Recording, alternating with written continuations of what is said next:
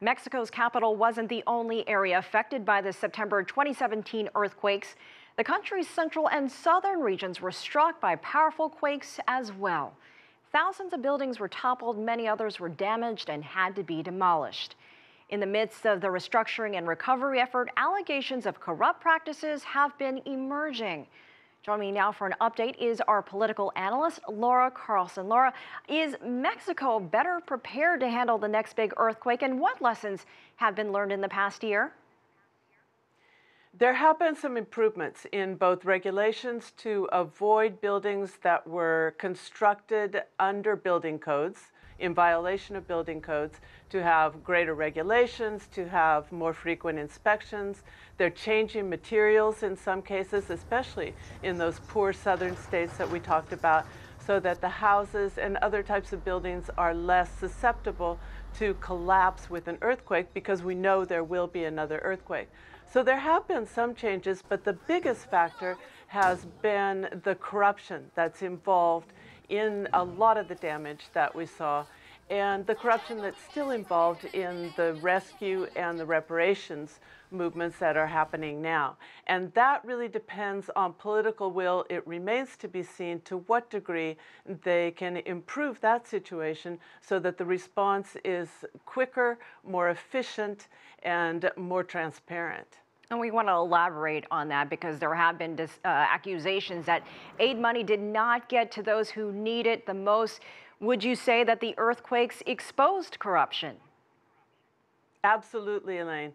What we found out is what was also the lesson in 1985, that much of the damage could have been avoided if there had been a less corrupt system. And that is to say, there were cases where violations were known and nothing was done about it, presumably because there were payoffs involved to city officials. There are cases where builders just cut corners, creating dangerous circumstances, which explains why on city blocks you'll see one building that's basically unscathed and another building that's entirely collapsed right alongside of it. There's also now a lot of question about what's happened to all that aid money. The people who were left homeless, who suffered the greatest damage, and this is particularly sad in the case of the southern states because they're indigenous, some of the poorest communities in Mexico, are asking what happened to the aid money because they have not received enough money to just get a roof over their head. Well, and there's a case of the owner of a school in which dozens of children were buried was accused of falsifying a permit for construction of the building. We're also hearing of other allegations of shoddy construction, as you mentioned. Really, was this a disaster waiting to happen? Yes, it was. It was inevitable in these circumstances that there would be damages, and again, damages that cost lives. In the case of the school, 19 children were killed, were buried under the rubble, and damages that if the corruption had not existed, the buildings could have withstood an earthquake. It's possible, even with the intensity of earthquakes in Mexico City, architects say it's possible to construct buildings that will hold up to almost any earthquake, and we've seen that with some of the more modern, up-to-standard buildings. Yet with the others, it's been a problem that there weren't sufficient inspections or amends made after the earthquake of '85, the same day, September 19th in Mexico City. And there were many buildings that were actually notified, and that was actually known that they had structural damage and had not yet been repaired.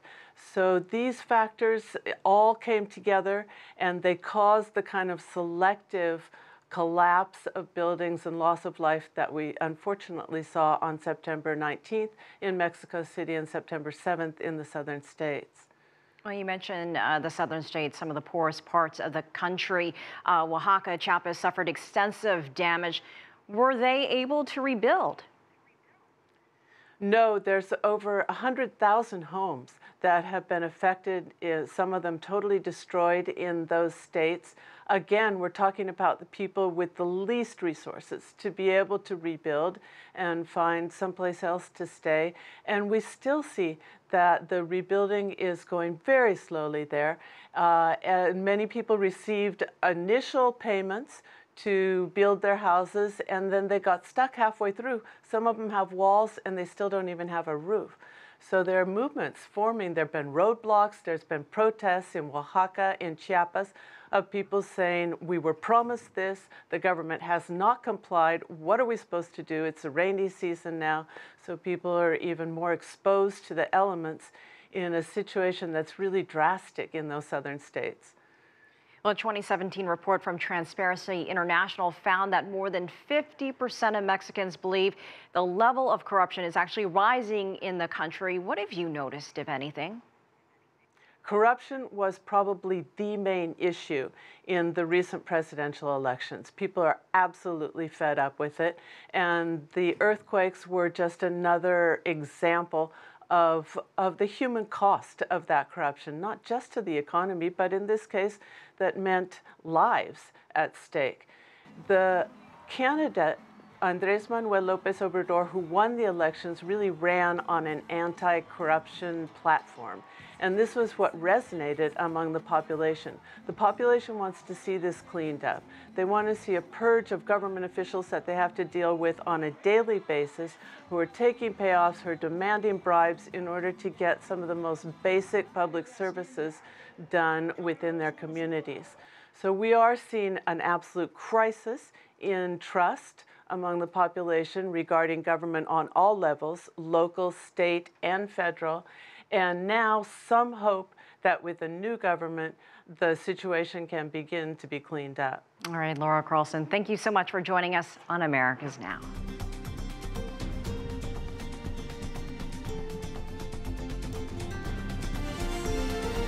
America's Now